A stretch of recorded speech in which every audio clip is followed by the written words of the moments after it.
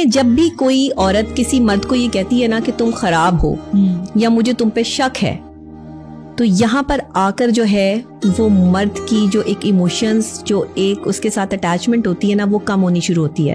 بے شک وہ مرد غلط بھی ہے لیکن وہ مانتا نہیں ہے. شک کے زمرے میں کسی کو بھی لا کے آپ کلیم نہیں کر سکتے کہ مجھے اس پہ شک ہے.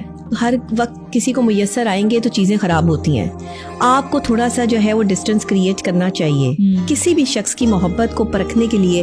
ویسے تو میں محبت کی کسوٹی پہ کسی کو پرکھتی نہیں ہوں اور میں چاہتی بھی نہیں کہ کوئی کسی کو محبت کی کسوٹی پہ پرکھے, لیکن یہاں آ کے میں ہمیشہ لوگوں کو یہ کہتی ہوں کہ آپ تھوڑا سا ڈسٹینس کریٹ کر. عام ہو جائیں گے تو عام سے خاص نہیں ہو سکتے. جو محبت کی نہیں جاتی, محبت نبھائی جاتی ہے. بیسیکلی لوگ یہاں محبت کرتے ہیں.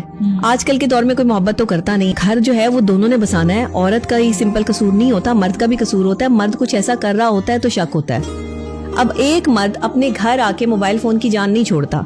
ہر وقت وہ موبائل فون کے ساتھ اٹیچ ہے, وہ میسیجز کر رہا ہے, وہ کالز کر رہا ہے. چلیں جی وہ کسی بھی ایپ میں whatever, Facebook, Instagram, کس قدر ایپس آ چکی ہیں یہاں پر جو ہے وہ مختلف قسم کی, ان کے ساتھ بیزی ہے.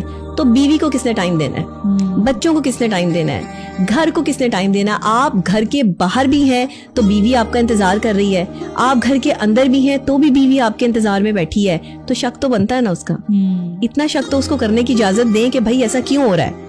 اور اگر آپ اپنی بیوی کو کہیں پر بھی کسی بھی جو ہے وہ ایسی سچویشن میں چھوڑ کے کہیں چلے جاتے ہیں, بتاتے نہیں ہیں اور بار بار آپ کے فون بجتے ہیں, عورت کو یہ چاہیے کہ شک دور کرے. مرد کو یہ چاہیے کہ عورت کا شک دور کر دے.